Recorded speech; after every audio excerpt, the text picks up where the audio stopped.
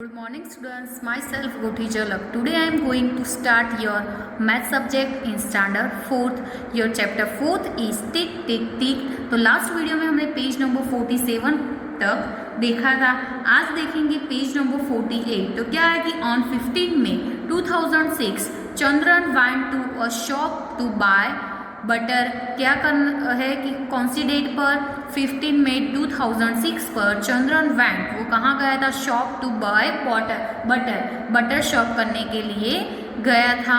ही butter खरीदने के लिए वो गया था शॉप पर. He checked the packet to see if this butter was safe to eat. वो खाने के लिए सेफ है कि नहीं, वो उसने पैकेट पर क्या किया? चेक किया. तो it was written on the packet. क्या लिखा था पैकेट पर कि best before 180 days from the date of packing. तो क्या है कि बेस्ड बिफोर कितना है? 180 days from the date of packing. Packing के 180 डेज. तो then he checked the date of packing. तो उसने पैकिंग की डेट क्या की? चेक की. तो उसने पैकिंग की डेट चेक की. तो क्या है कि पैकिंग की डेट चेक की तो कितनी थी? 15 जनवरी 2006. क्या थी पैकिंग की डेट? तो 15 जनवरी 2006. Help him find out if we should buy this butter और नॉट. तो ये बटर बाय करना चाहिए यानी खरीदना चाहिए कि नहीं खरीदना चाहिए, उसके बारे में आपको क्या करनी है? उसको डेट फाइंड करके हेल्प करनी है. तो in which month was the butter packed. तो कौन से मंथ में बटर पैक हुआ था? तो the butter was packed in month January. It was 15 जनवरी 2006. तो which month will it be 180 days after 15 January 6. तो we will calculating days 16 January 2006 के डेज कैलकुलेट करने हैं. तो क्या है कि फ्रॉम 16 जनवरी 2006 टू 31 जनवरी 2006 के कितने डेज थे? 16 डेज हुए. एंड फ्रॉम 1 फरवरी टू 2006. चलो ऐसे हम काउंट करते हैं तो क्या होता है कि 16 जनवरी से 31 जनवरी के कितने डेज हुए? 16 डेज हुए. उसके बाद 1 फरवरी 2006 से 18 फरवरी 2006 के डेज करते हैं तो कितने हो गए? 28 डेज. उसके बाद 1 मार्च टू 31 मार्च का कितना हुआ? 31 डेज.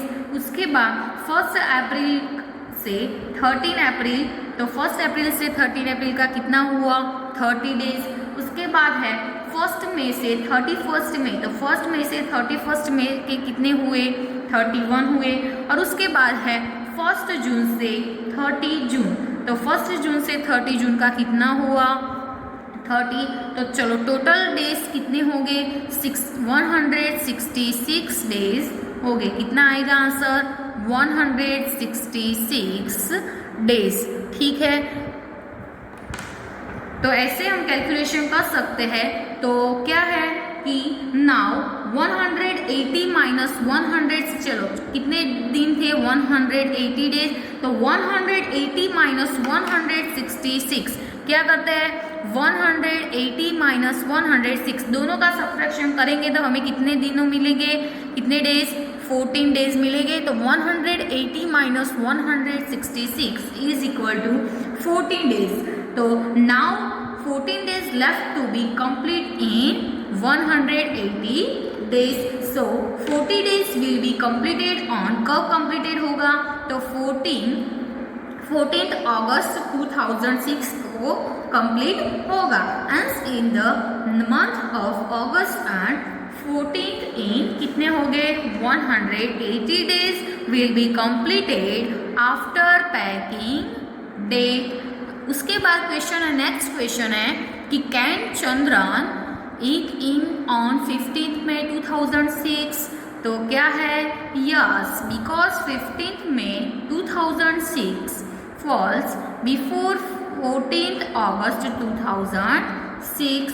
उसके बाद है कि do you ever check the date of packing things you buy. यानी कि आप कोई भी शॉप में से कोई भी थिंग्स लाते हो यानी कि खरीदते हो तो उसकी पैकिंग की डेट चेक करते हो।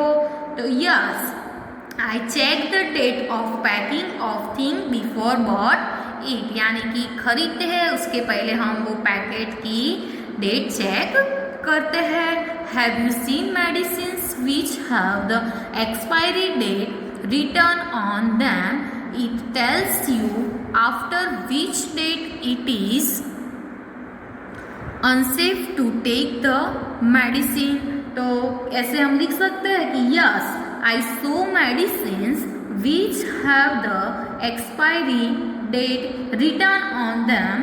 It is safe to take those medicines before expiry date. ठीक है, यानी कि ऐसे मेडिसिन में भी एक्सपायरी डेट होती है तो हम रिटर्न करते हैं कि नहीं। ठीक है, चलो फाइंड आउट है कि which are the other things that come with the expiry date. तो क्या है कि expiry date is written on all medicine, सारी मेडिसिन पर एक्सपायरी डेट लिखी होती है।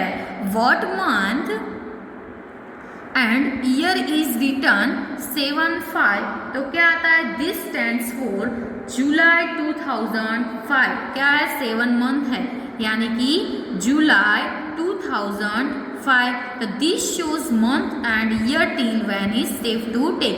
चलो मैन्युफैक्चरिंग डेट इधर है, एमएफजी का डेट मतलब क्या होता है, एमएफजी का मतलब होता है कि मैन्युफैक्चरिंग डेट। तो एमएफजी की डेट के मैन्युफैक्चरिंग डेट में हम देखते हैं तो 7/3 है, तो this shows in made in July 2000 से 7 मंथ है, इसलिए क्या आएगा जुलाई, तो जुलाई 2003। और इधर क्या आएगा कि एक्सपायरी डेट, तो एक्सपायरी डेट है 7/5 यानी कि 7 मंथ है एंड ईयर क्या है 2005।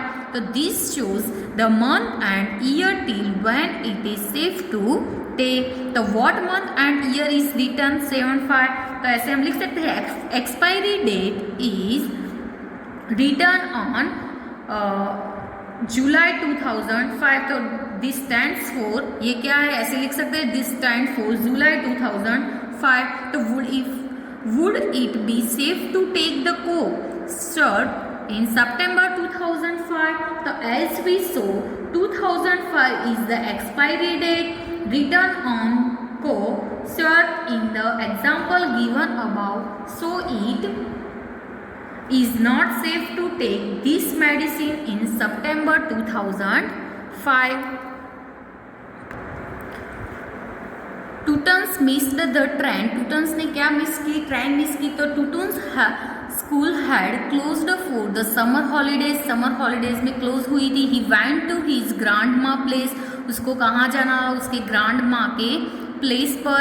ही met a lot of his cousins there, उसके कजिन्स वहाँ थे ग्रांड माँ के प्लेस पर, तो उसको मिलना था। He was enjoying himself and didn't want to go back home, तो ही वॉज इंजॉइंग हिमसेल्फ, खुद ने इंजॉय किया, and didn't want to go back home, उसको फिर से घर पे आना नहीं था। तो Tutun pack your bag, Tutun ने क्या की, उसकी बैग पैक की। द ट्रेन लीव्स एट, कब ट्रेन लीव होने वाली थी, तो 5:30 इन द इवनिंग, इवनिंग में 5:30 में ट्रेन क्या होनी थी, लीव्स होने वाली थी। Oh no, we are going back so soon, I wish we miss our train. क्या करोगे, मेरी ट्रेन मिस करोगे। तो Tutun and his parents reached the station at 5:15। तो टुटुन एंड उसके पेरेंट्स, चलो ट्रेन कितने बजे लीव्स होने वाली थी, 5:30। तो टुटुन एंड उसके जो पेरेंट्स थे वो स्टेशन पर कब रीच हुए, यानी कि पहुँचे 5:15 में उसके स्टेशन पर पहुंच गए। बट गैस व्हाट, क्या हुआ गैस करो, कि they had actually missed the train, actually वो लोगों ने क्या की थी, ट्रेन को मिस की थी। तो प्लेटफॉर्म 4 है इधर, Hari, that means I am not going back today. तो can you guess why the missed the train, आपने गैस किया कि ये ट्रेन कैसे मिस होगी। तो क्या है कि actually the train had left eight 5:30 in the morning, वो कब लेफ्ट होने वाली थी, 5:30 में मॉर्निंग में।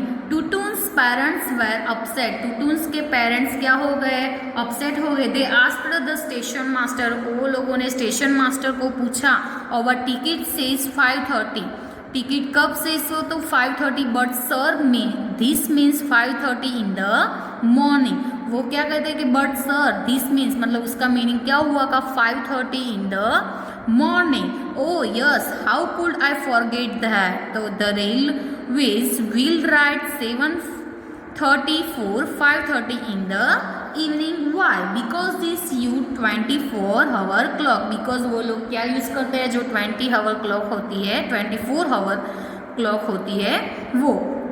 तो लुक एट दिस चार्ट, ये चार्ट में आपको देखना है कि it tells the difference between your watch and 24-hour clock, आपकी वॉच एंड जो 24-hour की क्लॉक होती है वो। And try to complete it, उसको कंप्लीट करने का आपको ट्राई करना है। Time by your watch 12-hour clock, ये क्या है आपकी वॉच का 12-hour क्लॉक का टाइम है, और इधर टाइम बाय 24-hour क्लॉक। तो 3 एग्जाम्पल आपको कंप्लीट करके दिया है। 1 o'clock इन द आफ्टरनून, तो 1 o'clock इन आफ्टरनून, तो 24 में क्या होता है वो 13 hours होता है।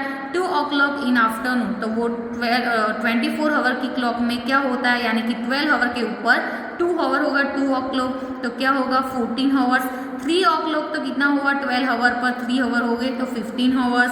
3:30 इन द आफ्टरनून, तो वो भी कितना हुआ 15:30 hours, टांगे 3:30 है तो 3 o'clock में 15 आते हैं, तो 3:30 में 15:30 hours। 6 o'clock in the evening में क्या आएगा 12 के ऊपर 6 आएंगे तो 18 hours। 9 o'clock में कितने हो गए 21 hours। And 12 o'clock in midnight, at midnight, तो मिडनाइट में कितने हो गए 24 hours। तो ऐसे इधर आपको क्या है कि time by your watch and time by your 24-hour watch के बारे में आपको इधर डिफरेंस दिखाया है।